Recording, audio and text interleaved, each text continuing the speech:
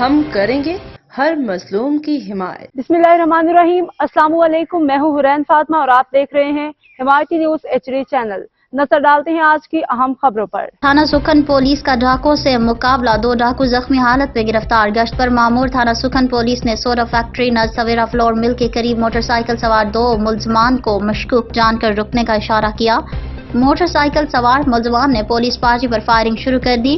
تھانہ سکھن پولیس کی جوابی فائرنگ میں موٹر سائیکل سوار دونوں ملزمان زخمی ہو کر گر گئے۔ دونوں ملزمان کو تھانہ سکھن پولیس نے گرفتار کر کے ان کے قبضے سے 2 عدد پسٹل، 1 عدد موٹر سائیکل برآمد کر لی۔ گرفتار اور زخمی ملزمان کی شناخت رجب علی ولد میر حسن اور معشوق علی ولد امداد علی کے ناموں سے ہوئی۔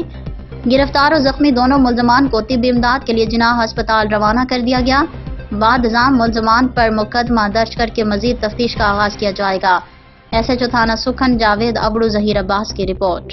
اب تک کے لیے اتنا ہی۔ مزید خبروں اور اپڈیٹ سے باخبر رہنے کے لیے دیکھتے رہیں حمایتی نیوز HD چینل۔